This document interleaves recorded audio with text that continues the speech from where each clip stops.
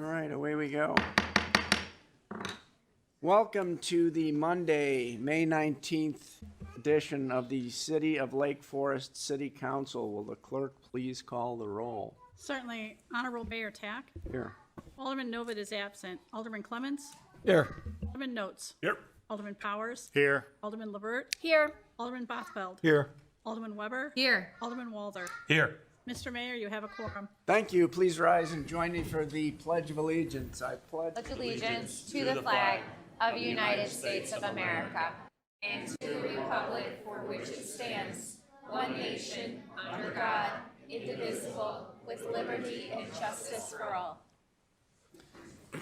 All right, super. All right, we will begin this evening with a resolution of appreciation. This is for Chief Water Plant Operator John C. Gullidge, and I apologize for my voice, it's a little wonky. Whereas John C. Gullidge has been a dedicated employee of the City of Lake Forest since June 14th, 1999, and whereas John C. Gullidge honorably retired from the city on January 24th of 2025, and whereas John C. Gullidge served the city as a maintenance worker too in both the streets and building maintenance sections, where he helped develop the city's first salt brine system for snow and ice control, served as a mainline plow driver, and used his trade skills to enhance city facilities and promote a safe, healthy environment for staff and residents. His work on facility projects ranged from running data lines to full office build-outs, which he always carried out with a positive attitude, professionalism, and a sense of how each task contributed to the city's broader goals. He also served on the Department Safety Committee and Accident Review Board. And whereas John C. Gullidge in 2011 was promoted to Chief Water Plant Operator, where his leadership and dedication were key to maintaining the high standards of the city's water treatment plant, lift and pump stations, and elevated tank. From 2012 to 2017, he also served as supervisor to both the water plant and water and sewer sections, demonstrating a strong work ethic, positive attitude, and effective leadership. John played a critical role in the 2017 water membrane filtration project, overseeing the design, implementation, and construction of the membrane replacement. Since 2019, he has provided ongoing operator support to the city of Highwood, reflecting his continued commitment to regional collaboration and service. Whereas John C. Gullidge held an Illinois Environmental Protection Agency Class A Public Water Supply Operator license, served on the Water Utility Committee for the Illinois section of American Water Works Association, and was an active member of the West Shore Water Producers Association, demonstrating his professional leadership and commitment to the advancement of the water utility industry. Now, therefore, be it resolved by the City Council of the City of Lake Forest that the Council, on behalf of the administration and residents of the community, hereby expresses its appreciation and gratitude to John C. Gullidge for a public service faithfully performed, and be it further resolved that this resolution be appropriately inscribed and conveyed to John, with a copy to be included in the official minutes of the May 19th, 2025 meeting of the Lake Forest City Council. May I have a motion to approve? So moved. Second. All in favor? Aye. Congratulations.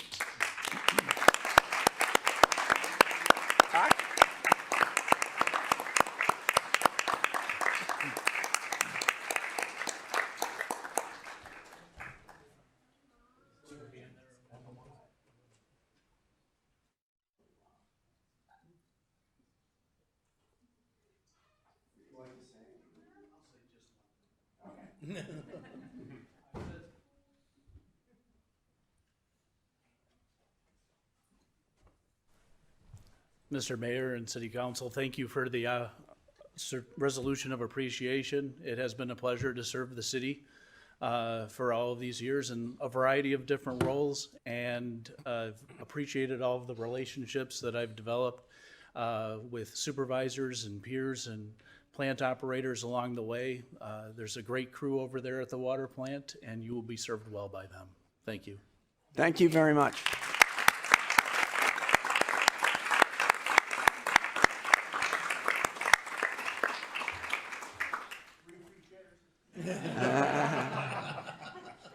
All the best. All right, the next item on the agenda is the 2025-2026 Board and Commission appointments and reappointments. We'll begin with the Audit Committee. Joy Larissi, reappointment. Robert Nolan, reappointment. Building Review Board, John Luby III, reappoint as chair for one additional term. Justin Stamer, reappointment. Eric Lohmueller, reappointment. Scott Rankin, reappointment. Sarah Lampier, appoint to her own term. And Chris Collins, appointment. Cemetery Committee, John Anderson, reappointment as chair for one additional term. Robert Wayne, reappointment, and Lowell Dixon, reappointment. The Gorton Board, Bob Scales, reappointment, and Michael Slover, reappointment. Historic Preservation Commission, Lloyd Culbertson, appointment as chair. Leif Soderberg, reappointment. Tina Dan Fenwick, reappointment, and John Norkus, a new appointment. Croya, Julie Crouch, reappointment. Kate Leach, reappointment. Kristen Lee, reappointment. Library Board, Josh Jackson, reappointment, and Robert Shaw, reappointment. Plan Commission, Mark Pasquazi, appointment as chair. Louis Pickus, reappointment. Barrett Davey, reappointment. Paul Thomas, reappointment, and David Hunt, new appointment. Senior Resource Commission, Gene Manning, reappointment. Dennis Herman, reappointment. Mark DeWart, reappointment, and Charlie Notaris, new appointment. Zoning Board of Appeals, Ari Bass, reappointment as chair. Mike Adams, reappointment. Jeff Gianelli, appointment to his own term. Fred Brewer, new appointment, and Jan Gibson, new appointment. Board of Police and Fire Commissioners, Nancy Taubensee, reappointment. Richard Price, reappointment. Board of Trustees, Police Pension Fund, John Saunier, new appointment. Housing Trust Fund, Don Schoenheider, reappointment, and Charles King, reappointment. May I have a motion to approve the mayor's appointments and reappointments? Second. All in favor? Aye. Motion carries. We move on to comments by city manager. Thank you, Mr. Mayor and members of City Council and everyone here tonight. Good evening. I have one item under my report, which I think is the reason 98% of the people are here.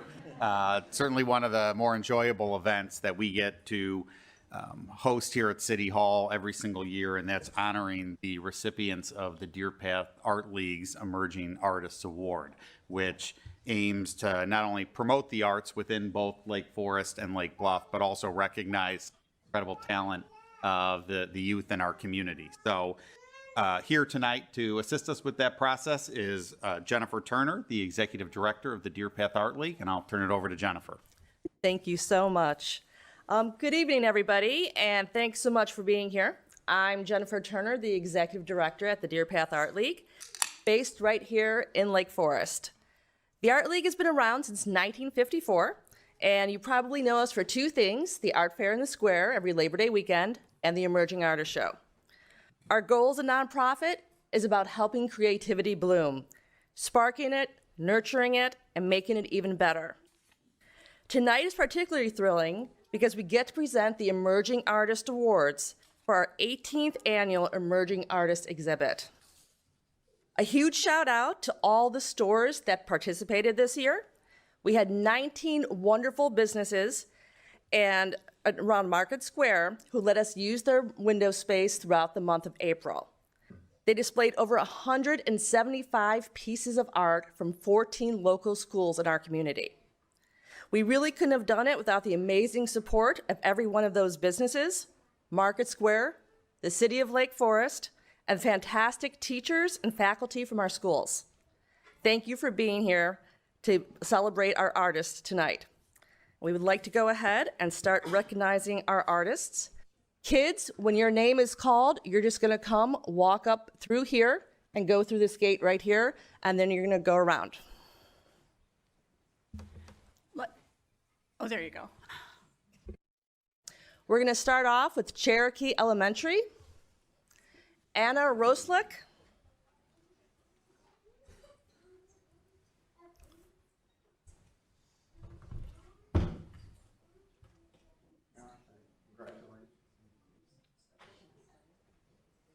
Haley Thoman.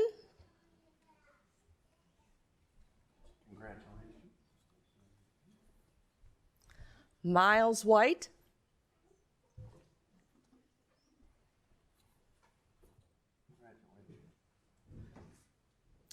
Next, we're going to do Deer Path Middle School. We have Jojo Savoci.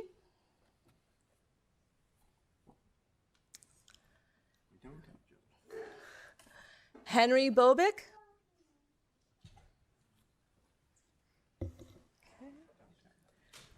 Hadley Momo.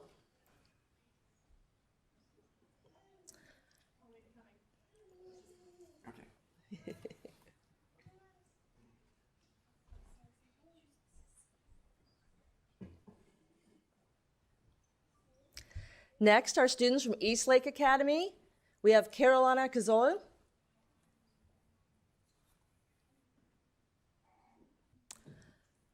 Colby Lee.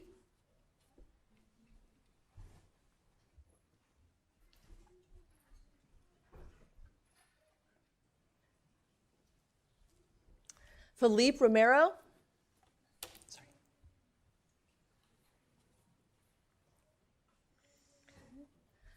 Louisa Spencer.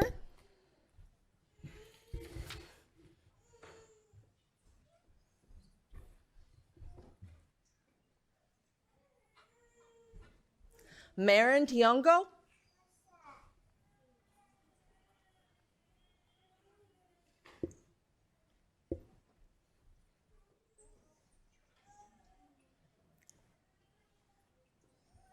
Andrea Vela.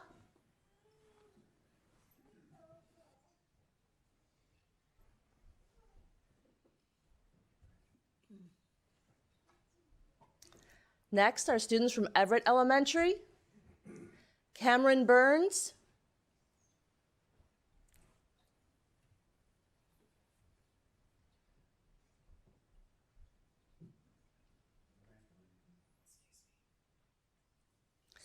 Ellie Pioux.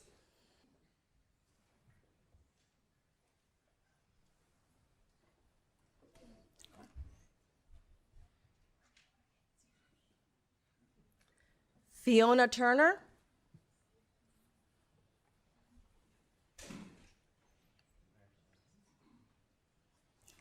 Next, our students from Kinderhaven. Alice Catano. Get smaller.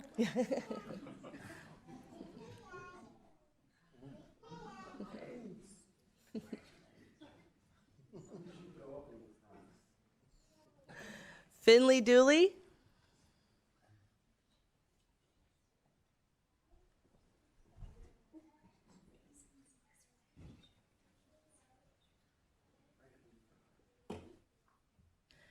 Maeve Stammer.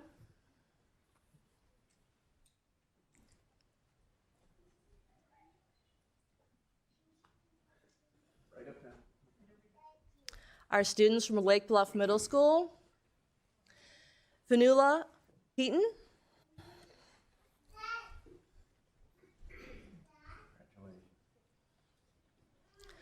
Mayuka Tusharam.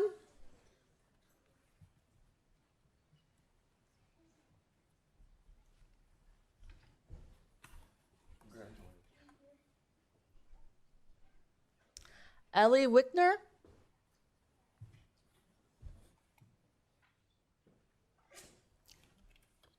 Our next is Lake Bluff Elementary School. Lydia Lathrop.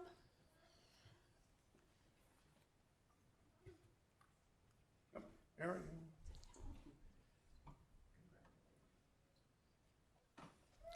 Taylor Noon.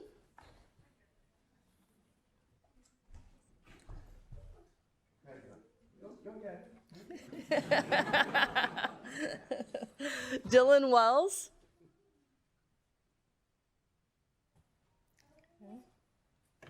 Lake Forest Country Day is next. Ollie Adamany.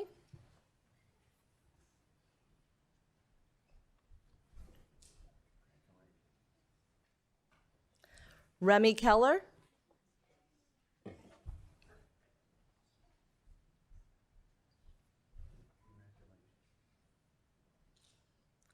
Molly Zabroil.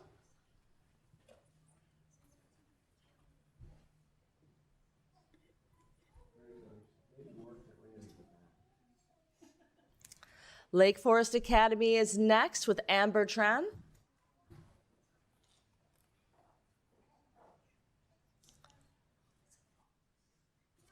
Claire Weingarten.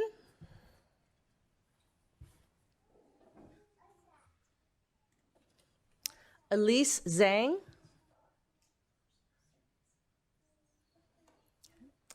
Lake Forest High School is next with Elizabeth Falbush.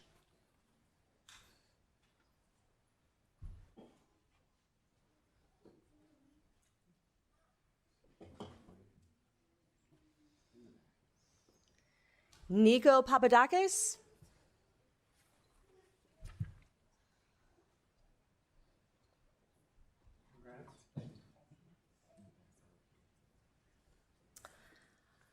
Nell Dudolph.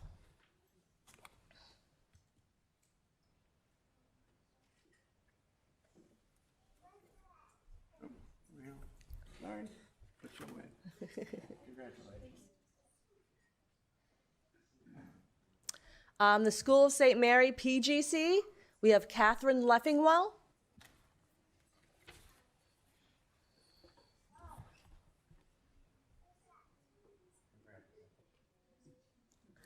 Charlotte McLean.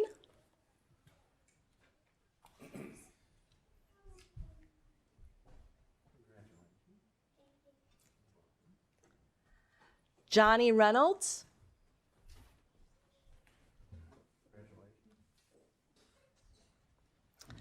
School of St. Mary UGC, we have Eleanor Alvarez.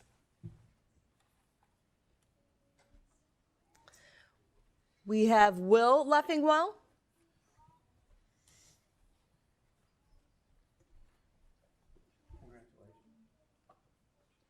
We have Emma Leontov.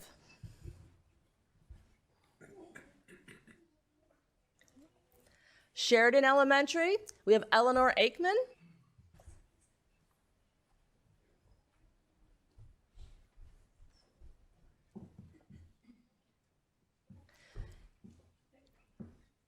Henry Davis.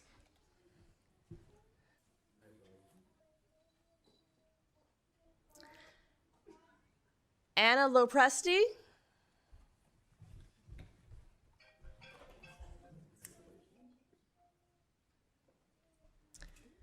From Woodlands Academy, we have Yu Pan.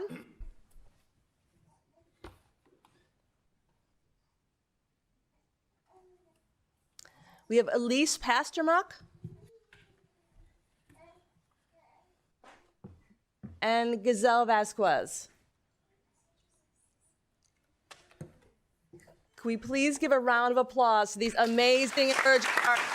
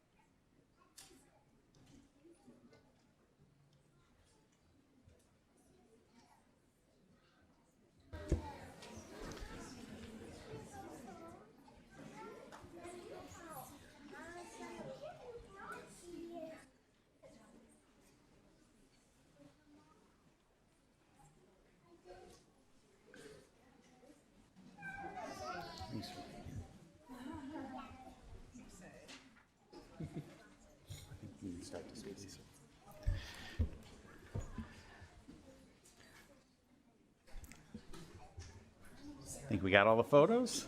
All right. Well, I guess before everyone files out, just one more round of applause for all of this.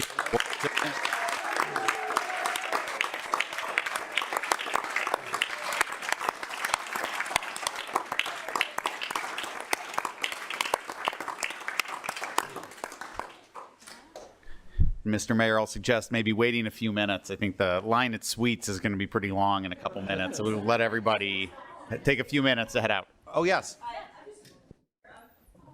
I'm Linda Shawley. I'm the president of the Deer Path Art League. I just wanted to let you guys know about an event that we're having June 8th.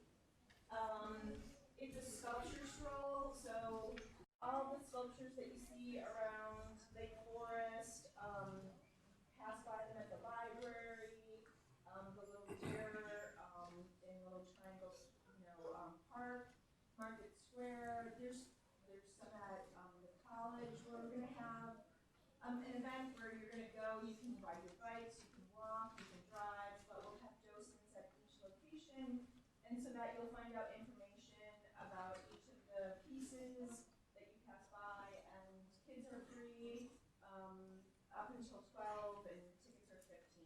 So just wanted to let you know it's just a really fun educational way to find out about these wonderful pieces that we have around Lake Forest, and just to appreciate them a little bit more. So I just wanted to let you know about that. Thank you.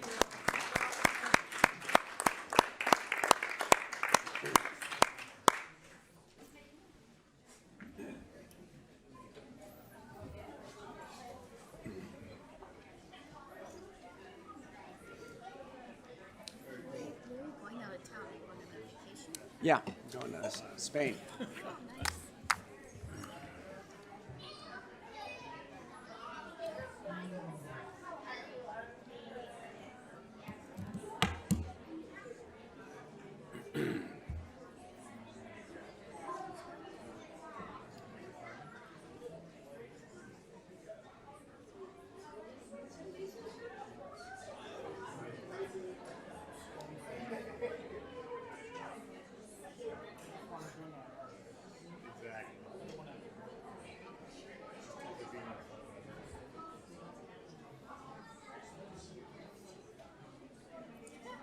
Thanks for coming.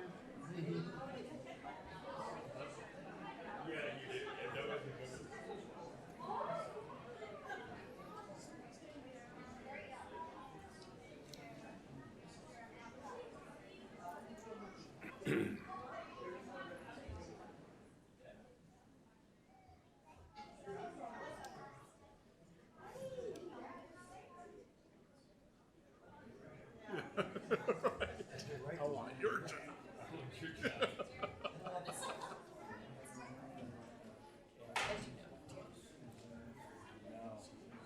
lot of kids.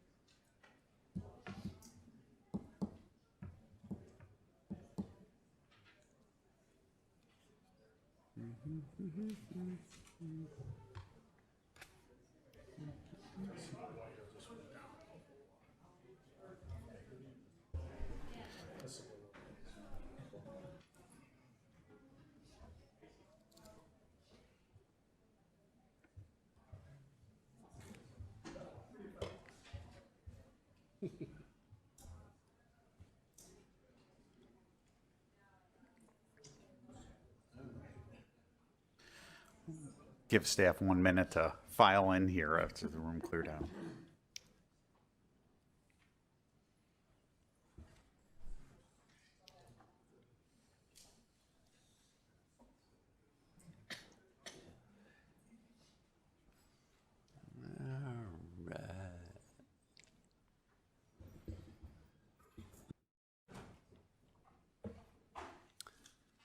All right. Well, that was a blast.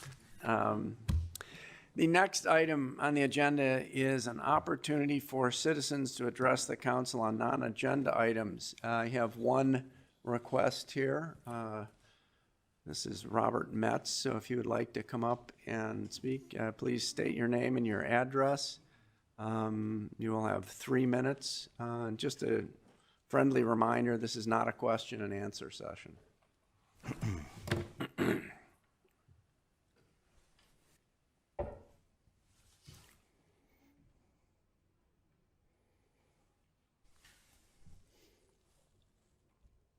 Hello, my name is Robert Metz.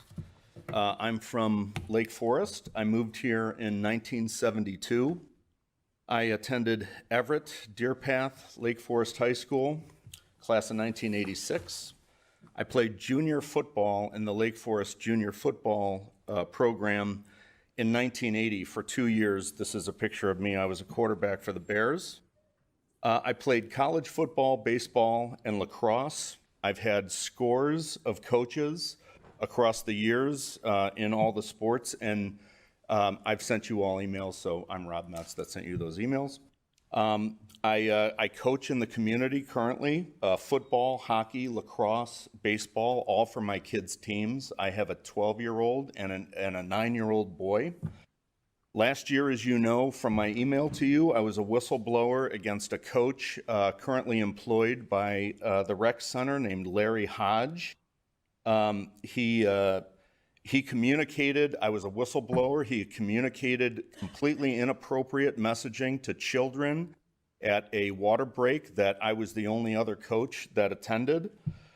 He told the student athletes that he wanted to have one-on-one meetings with these children, but he did not want those children to tell their parents. When I heard that, I just about curled up in a ball. That is absolutely inappropriate. When confronted by the rec department of the words that he used, he lied and he said that he didn't say them. The rec came back to me, told me that that he didn't say the things that I heard him say, that he said that I heard him say. I forced the rec to go back and re-interview the children. I'm going to interrupt for just a second. Is this permissible to make accusations against city staff that can't be refuted in this setting? I just want the legal opinion on that. So during public comment, we can't really enforce any content-based limitations on what they say unless it's inciting violence and really, or disrupting the meeting. So my recommendation would be just let them speak for the 3 minutes and then. Okay, continue. Can I reclaim my time? Okay, thank you. I forced the rec to go back and interview the children. They did that. The children corroborated my story. Larry then admitted that he said the things that I claimed that he said. So therefore, Larry lied to the rec center. Larry covered up the fact that he lied to the rec center. And then Larry, in his infinite wisdom, challenged me on the sidelines to a fight, hoping that I would strike him in front of the other children that were at the practice. Completely inappropriate. I contacted USA Football that sanctions the Junior Football League. They encouraged me to complete a police report, which I have since done. I contacted the Illinois Attorney General. They directed me to do the same. I contacted the current superintendent of Lake Forest Schools to ask, am I crazy thinking that this is completely inappropriate?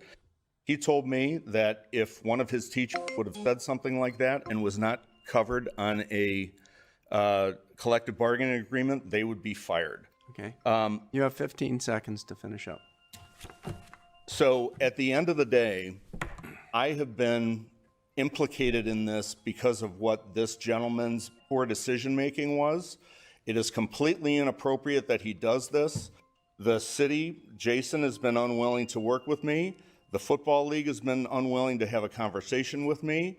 And it is completely inappropriate and it's putting our children at risk. So I plead to the city council to please do something about this, make a decision. Comment is over. Thank you. I have handouts, which I'll give you. You can give them to the city manager.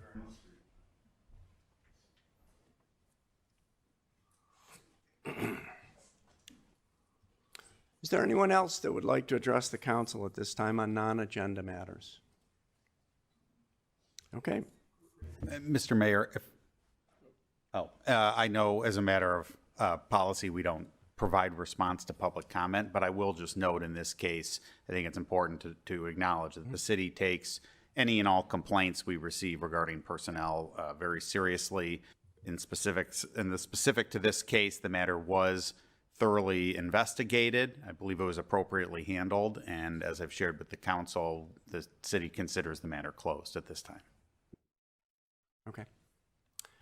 All right. There is?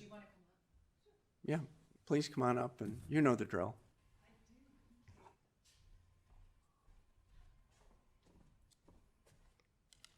Mayor, council members, and city staff. Just wanted to add a little positive spin, not on this situation, but something that happened. The police were called for a dog issue in my neighborhood, and they were just amazing in handling it, and I really appreciated it. And then I didn't frighten them, which is a good thing. But anyway, also I wanted to thank Dana and her team for all the great communications that have been going on as far as everything lately, well, everything all the time, but especially the Deer Path construction, and as well as the dog issue on the beach. So thank you. That's it. Thank you very much.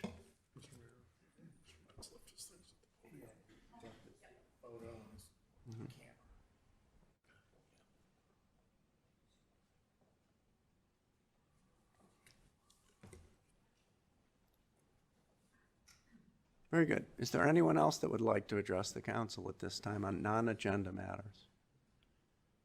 No. Any further comments from the city manager? No comments, Mayor. Thank you. Okay. All right. This time we'll move on to committee reports, of which there are none this evening. The next item is items for omnibus vote consideration, of which there are 16. So here we go. If any alderman would like anything removed or taken separately, please notify me after I complete reading the items. Item 1, approval of Monday, May 5th, 2025 City Council meeting minutes, first and second session, to include the addition of council action in the first session under Public Works. Item 2, approval of a resolution of appreciation for retiring members of boards and commissions as follows. Building Review Board, Joanne Bloom. Historic Preservation Commission, Maureen Grinnell. Parks and Recreation Board, Kevin Carden, Mark Gorman, Mark Silver, Casey Spirito, William Sheridan, Patrick Marshall, and John Norcus. Plan Commission, John Dixon. Zoning Board of Appeals, Lori Rose, James Moorhead, and Arthur Miller. Item 3, approval for the purchase of a Zoll X Series cardiac monitor with an extended warranty in an amount not to exceed $54,793.14, and authorization to dispose of city property with a value of $5,832. Number 4, award of a 5-year contract with Viola for technical support service included in the fiscal year 2026 to fiscal year 2030 operating budget for the sum of $119,950. Item 5, award of a proposal to Thielen Materials LLC for a 5-year compost center transferring agreement included in the fiscal year 2026 through 2030 operating budgets for the sum of $545,000.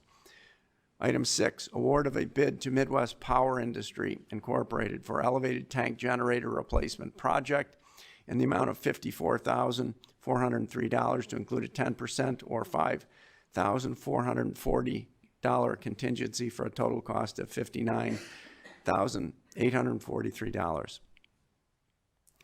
Item 7, award of a 1-year extension of the city's contract with Xylem Dewatering Solutions doing business as WOX Water Services for valve exercising service included in the operating capital budget for the sum of $22,828. Item 8, approval of a 3-year contract with M.E. Simpson Company Incorporated for leak detection service contract included in the fiscal year 2026 through fiscal year 2028 operating capital budget for the sum of $148,750. Item 9, approval of a 3rd-year renewal with Hoare Construction Incorporated for the 2025 sewer lining program and authorize the city manager to execute an agreement in an amount not to exceed $639,031.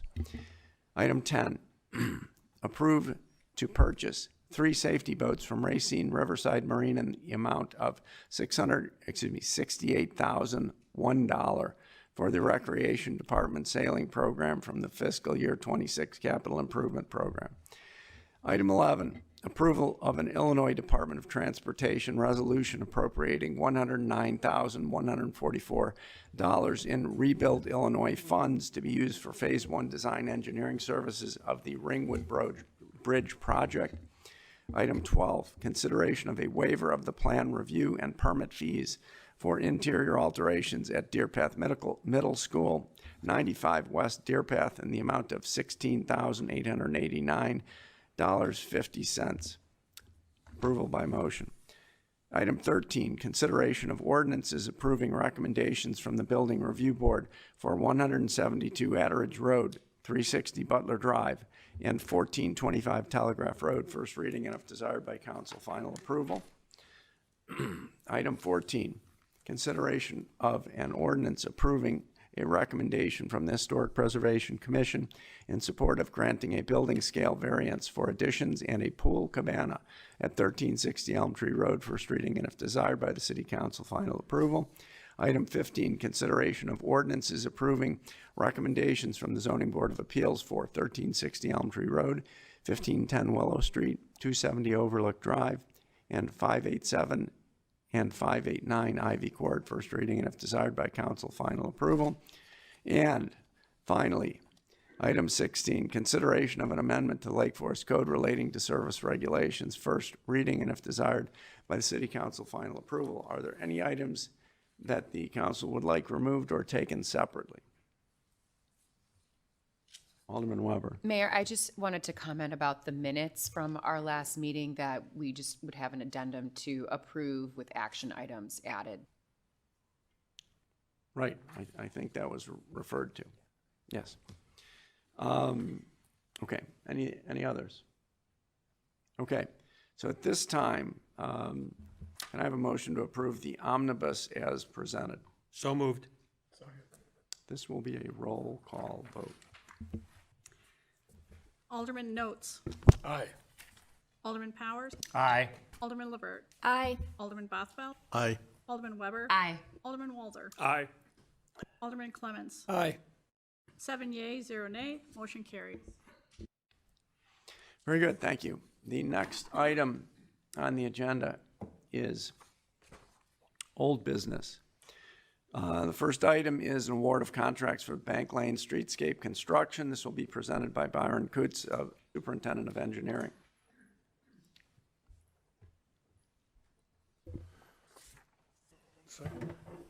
Good evening, Honorable Mayor and members of the City Council. As mentioned, I will be giving a presentation on the Bank Lane Streetscape Enhancements Project. You've reviewed this project several times over the last year or so with planning presentations from Director Zerniak. I also provided monthly design updates as part of the monthly Deer Path updates as well. Tonight's presentation will be focused on the construction bids that we received in late April and 3 different delivery options of performing the work. So those are the typical daytime work, a nighttime option, and then a day-night hybrid option, which I will discuss in detail here shortly. So Bank Lane has really been an opportunity for years. This project is based on the comprehensive land use plan as well as direction from the City Council in which the scope was developed, which is for removal and reconstruction, including items of replacement with brick pavers, decorative sidewalk, seat walls, granite curb, masonry walls and columns, LED lighting, and landscaping. The project will be coordinated with the adjacent Deer Path construction project, which is already underway. The estimated construction duration for this project, Bank Lane, is early June, probably around June 9th through October, so October 31st. The budget is 1.7 million, so you'll want to remember that number when we talk about it in a few slides, when we start reviewing the bids and looking through some different numbers. So here are some considerations for the 3 work hour options that will be presented. So when staff was starting to put together the bid packages, we identified that there would be some challenges with disruptive work during daytime hours specifically that could restrict pedestrian access during like certain sequences of work. So just as a reference, the Deer Path roadway is about 66 feet wide. So the right-of-way is 66 feet, so building to building. Bank Lane is actually about half of that. It's 33 feet, so it's a much tighter corridor, and that does cause different issues in terms of having enough space during the day to have, you know, a grade all or some type of equipment while still having pedestrian access. Another item I just wanted to mention is the Deer Path Streetscape was a federally funded project, which means that it goes through IDOT, whereas Bank Lane is not going through IDOT. So we have a little bit more flexibility in terms of exploring different options for like delivery in terms of times of the day. So when we received the bid, we received a day option and a night option. We then explored a hybrid option, which I'll go into in a little bit, but basically what we were looking to do is use the daytime pricing for certain activities and then the nighttime pricing that they provided for more disruptive operations, which would be removals, excavation, aggregate, and concrete base pours. Those operations also require bigger equipment, so there would be some interactions between like trying to make room for the equipment and pedestrians at the same time. While we were going through all of this, we also had to consider inspections. So on a typical construction project that we execute, we generally do it in-house. So one of our staff members would inspect it and do all the coordination.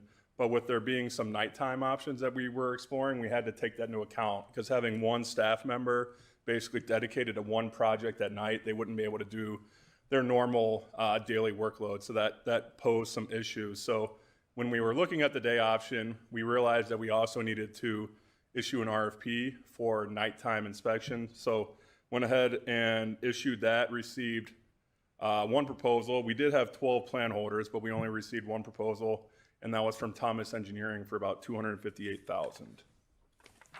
So now I want to go through the bid results, which we opened on April 29th. We had 9 plan holders, and then we received ultimately 3 bids from D-Land Construction, Landmark, and then Alliance. So looking at the second and the third column, you have the daytime and the nighttime bid. Those are the options that were in the actual plans and specs. And then the last column is what we're calling the hybrid option, which is a combination of the day and night work.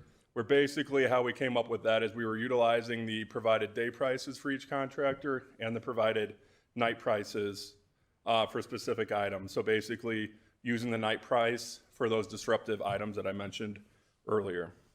As you can see, looking at the table, D-Land Construction, who is also the contractor for Deer Path Streetscape, is the low bidder for all 3 of these options. So now looking at the work hour options a little bit closer. So I kind of want to show you the math, and this is going to transition into the next table, which will ultimately show you the options for your approval tonight. So all of the options that are shown here today are all for D-Land. Like I just mentioned on the last slide, D-Land was a low bidder for all 3 options. So I'm going to walk you kind of from the left to the right of the table. So in the blue, you have the base project construction. So the construction cost is the bid price.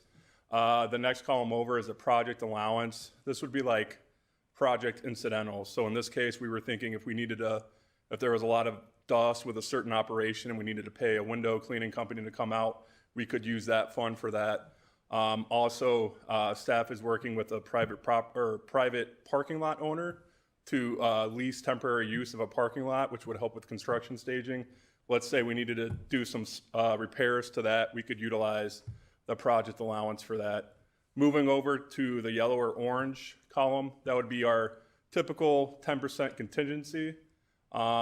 it does exclude project allowance. So the 10% is just going off of the construction cost. And then in green, you have the inspection costs, and you'll notice there's kind of varying ranges of inspection depending on the option, which I'll walk you through. And then on the right, we wanted to show the total project cost so you could look at it quickly and compare it to the $1.7 million budget. So now looking at the daytime row, the daytime would be like typical union hours. So it'd be starting at about 7 a.m., probably going to 3, sometimes later, maybe 4 or 5.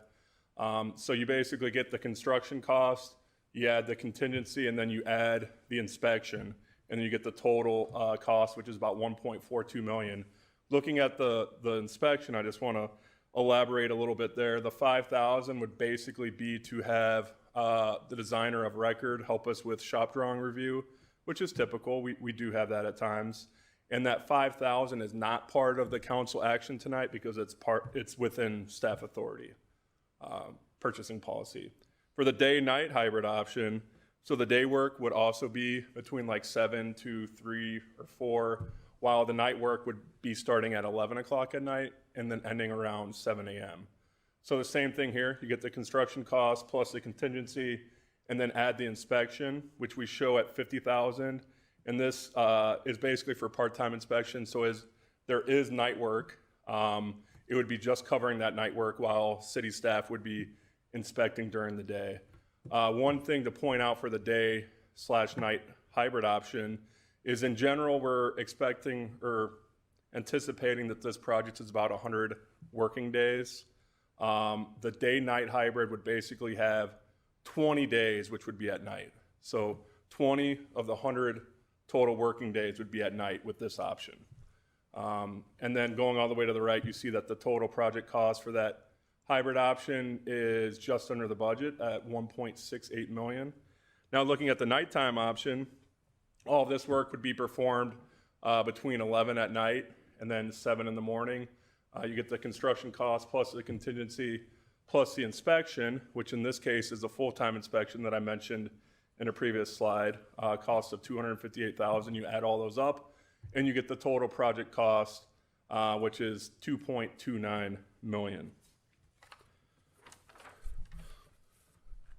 So now going to this table, I know it kind of looks the same as the last table, but we wanted to basically set this table up to have the columns kind of mirror your council actions. So when you look at the 3 actions in your packet, it'll be, for each option, it'll be the construction cost plus the contingency is the total project cost, and then the construction services would be part of that action as well, depending on the option.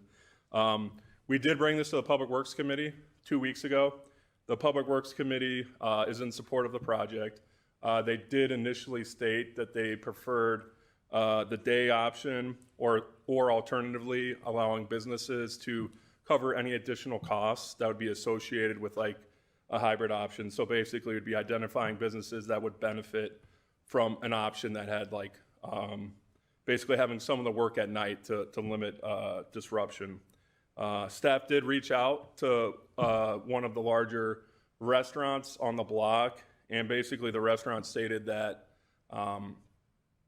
they feel like they're going to be negatively impacted by the work no matter what, and they feel like they can't bear additional costs. They did say that they are working at basically developing a design for like a temporary landscaping wall or screening wall on their patio at their own cost, so they're hoping that that will mitigate some of the dust during their busy season.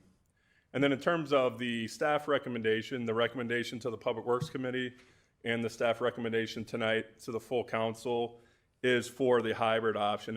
And that's based primarily off of the fact that the corridor is so tight, like I mentioned in the previous slide. It's just a much tighter corridor than Deer Path, with it only being 33 feet. And there's some sequences of the work where it's really tight to have equipment during the day while still maintaining full pedestrian access. And then also due to the reason of shifting some of the more disruptive work, more noisy work, more dusty work to nighttime. And with that, I can take any questions. Okay, are there, yes? Having been at the Public Works Committee, can I just take the opportunity to lay out some background for the committee's discussion? What I don't think we really appreciated when we discussed this at the committee level was the narrow width of Bank Lane, which we're certainly all well aware of. And we really had focused our attention on the impact that would be on La Coloniale and not necessarily so much on the other businesses up and down Bank Lane. In further discussion since Public Works, there's another level of appreciation to some points that Byron discussed tonight, particularly the corridor is just so narrow that it's very difficult to effectively do the work during the day in a safe manner that still provides the access to those the businesses all along that stretch of Bank Lane. So that is some additional context that the Public Works Committee had not debated when we had initially come to our conclusion. So I appreciate the chance to just air that out as you all discern what the best option would be. Alderman Walther, would you like to add anything to that? No. Chairman Notes and I talked about this since our last meeting, and I'm in agreement with him. That's the way the meeting shook out. Okay. I'd just like to make one comment about it. You know, the reason to seriously consider the hybrid option here is we are trying very hard to do everything we can to mitigate the knowingly negative impacts of this project on businesses. We are also considering other potential forms of mitigation that would potentially be reduced by the hybrid option. In other words, the less damage the project causes to business, you know, the less compensatory mitigation we may need to consider. And although we don't have a plan in place for that, I mean, it's something that we're very sensitive to. So I do think the council should very seriously consider the hybrid option as the primary option as recommended by the staff. Because I think it's really the win-win option here to the extent that there's a win for the businesses at all. You know, it's just less of a loss, I guess.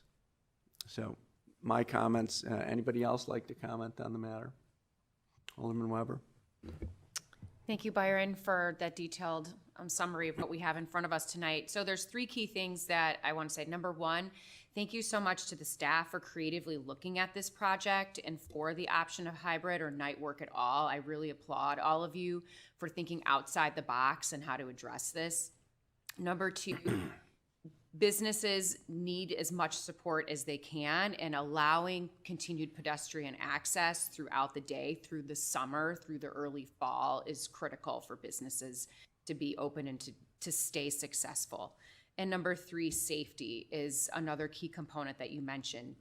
By having these larger projects with excavation, pouring, the dust, the dirt, the big machines, I just think that I 100% support the day-night hybrid option. Other comments from Alderman? Can I ask a question that actually never came up? Kathy, does anybody live on the second floor along Bank Lane anymore? It's all business. Okay, so we're not worrying about waking somebody up in the middle of the night. Thank you. Okay, Alderman Powers. Thanks, Byron. Appreciate the update. So in the hybrid option, you've kind of pinpointed it as 20 nights. Rough, that's correct. So that, I'm assuming that's heavy concrete removal, jackhammering, et cetera. I mean, I'm kind of guessing here. Is there, am I missing anything else? Yeah, so all the trucks hauling stuff out. Correct, yeah. And one point that I may have not fully mentioned is we're estimating it at 20. We actually talked to the contractor today, and he agreed that it's about 20. If it can be less, we'll try to have it be less. That it's not necessarily 20 consecutive days because we are sequencing the road. We're gonna remove the middle first, and then the outsides next, where there would be some removal for each of those sequences. So it may be, 10 at the beginning, 10 a little bit later, but we still think it's about 15 to 20. Okay, so we're going to have Deer Path Streetscape going on basically from 7 to 3, sometimes 4, sometimes 5. And then as we move into, and part of the benefit of us taking a look at Bank Lane was the synergies we're getting from an equipment standpoint, less disruption to the community. But in the hybrid option, that's going to go from 11 to 7 for those 20 or so nights. Correct. And so you're going to impact between, Suites, Lake Forest Juice, Lake Forest Food and Wine, Lake Colonial, Left Bank. You're going to hit lunchtime for sure, irrespective of kind of where we anchor. And then obviously, as I'm sure you guys discussed, Lake Colonial has a very active patio all summer and early fall, which I don't know how we begin to help support that cause in either example. I'm assuming the city will do, to the window cleaning example, we'll do whatever we can to try to help minimize that inconvenience. Correct. Yeah, and one thing I didn't point out is, well, I did mention it, but it is a benefit that it's actually the same contractor for both jobs, and it's a little bit coincidental. But they're going to be able to manage their resources and their schedule between the two jobs, right? So during the project, if there's an opportunity to tweak something, right, that'll benefit either job, we're going to be able to do that a little bit easier because it just happens to be the same contractor for both. So they're going to be able to move around pieces a little bit more, which is beneficial. Okay. Well, like in any project we've done of this magnitude, we all love it when it's over. It's working through it that is really the difficult part. And I'm not a restaurant owner, so I can't even imagine the additional, angst or anxiety associated with that. Looking back over the years, I don't know that we've ever worked at night. Market Square, we didn't. Western Avenue redo, I don't believe we did. I mean, we certainly have. Farm sewer at Burr Oak. Since I've been here, we haven't had a project where it's been all night work, but we certainly have like valves. I mean, obviously the main breaks and stuff, but like even for our valve project, we've had valves that have gone into the night. Okay. On different instances. The last thing I would comment on is there's going to be a level of inconvenience, right, that I don't know that any of us are going to be able to moderate. Doing our best here tonight, I think, is incredibly important. But is it going to be enough from a business standpoint, to please as many people as possible, which is what I think we're trying to do here. So I appreciate the effort. I certainly appreciate bringing options instead of typically one suggestion from the staff. I think this is very helpful to at least show us the economic elements of it, and that's all I got. Levert. Hi, thanks, Byron. A couple questions, if you don't mind. Is one option better than another as far as shortening the time it will take to complete?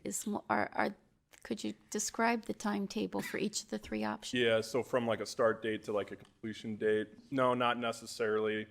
I think it would be about the same. I mean, there's certainly some construction challenges with some of these options that the contractor would face, which obviously they had a chance to reflect in their prices. Like doing like work at night is a little more logistically challenging in terms of like staging material, like some of like the dumps and stuff are closed. But they've accounted for that in their schedule, and they don't think it's going to necessarily change anything with their schedule. So for the night options, I mean, we basically volunteered to allow them to store some of their material, at Public Works or at the compost center, to basically say you can stage the material here until you can actually bring it to the dump when it opens up the next day. So we think we have mitigated some of the challenges and the delays that are associated with night work to the point that we can. So I don't see like a huge difference in that. Thank you. Is the night option one that begins at what time, 11 to 7? Yeah, so any like night work would be 11 to 7. Correct. And is there any downside to choosing the night option other than it exceeds the budget by $300,000? No, not really, separate of the logistic challenges that I already mentioned that I think they're going to work through. And the reason I ask is because La Colonial is such a vibrant part of Bank Lane, and they do so much business in the evening, along with suites and other projects. I was just wondering if the night option might be one that would be beneficial, more beneficial to the businesses around Bank Lane. Yeah, this may not be exactly what you asked, but the only other difference I can think of for the night work that maybe wasn't pointed out. So for the hybrid, a lot of it's like removals, right? So like they're gonna be able to like have enough light and stuff to remove all of that. But when we do the night work, that means a lot of like the fine specialty work, the bricks, all the masonry stuff is at night, which they typically don't do at night. So for the full night work version, for that specialty work, they would actually have to bring like light towers to actually light that work. Because if you're cutting brick, like you can't have shadows. You need to be able to pull a straight line. So that would maybe be one difference between the hybrid and the night work that wasn't pointed out, is that the night work, the full version, would have probably some additional light that would have to be brought in. But for the hybrid, I think that work they can kind of do with the lighting that they already have on their equipment. Thank you. Other comments or questions? Okay, before we move on to a motion, is there anybody from the public that would like to comment on this matter? Yes, come on up.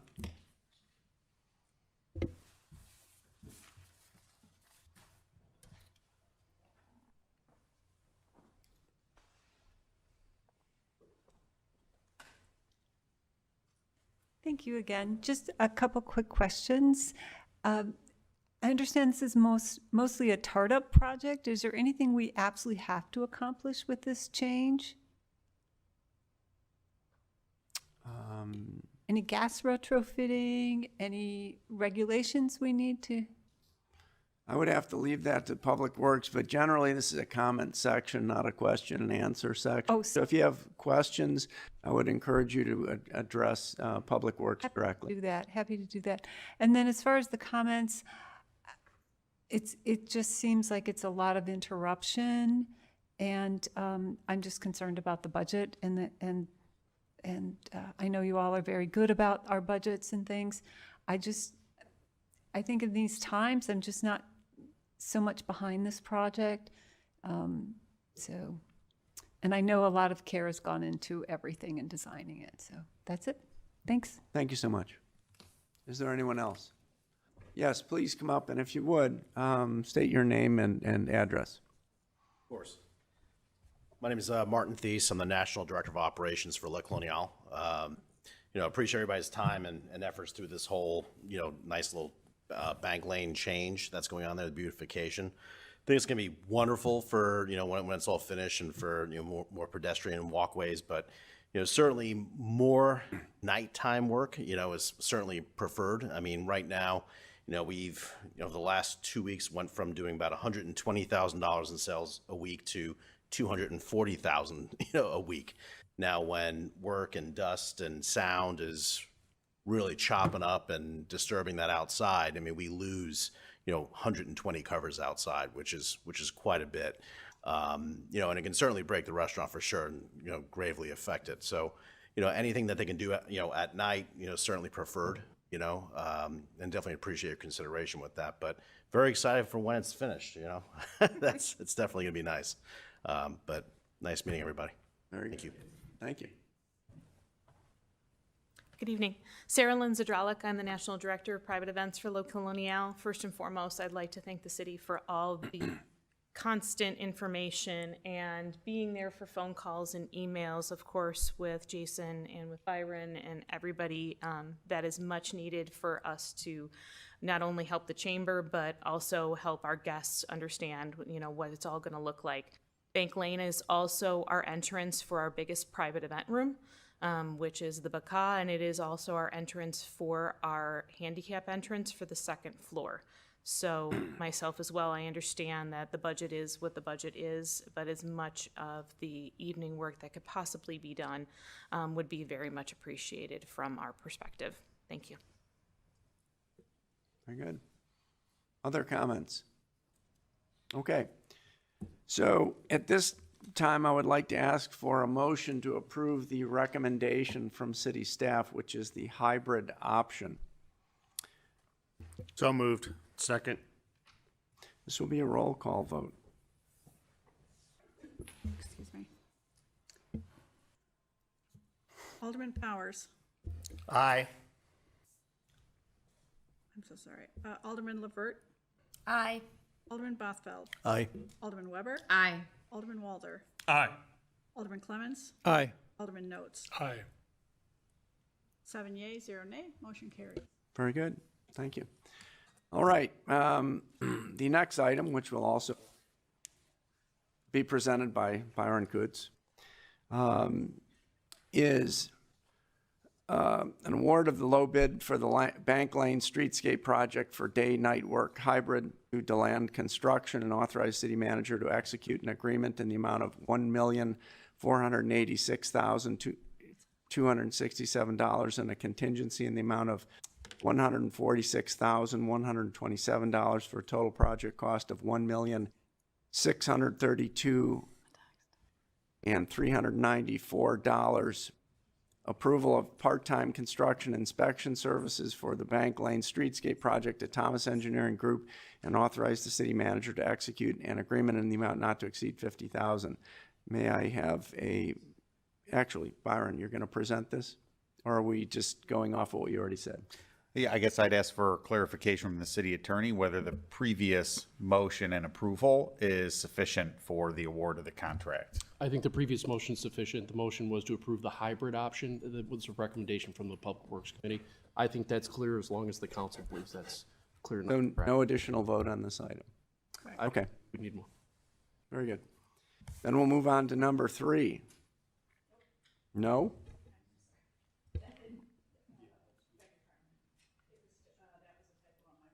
Okay. We move to new business. Very good. Sorry about that, a little confusing. All right, next item is new business, of which there's none this evening. Are there any other additional items that the council members would like to discuss this evening? Alderman Weber. Thank you, Mayor.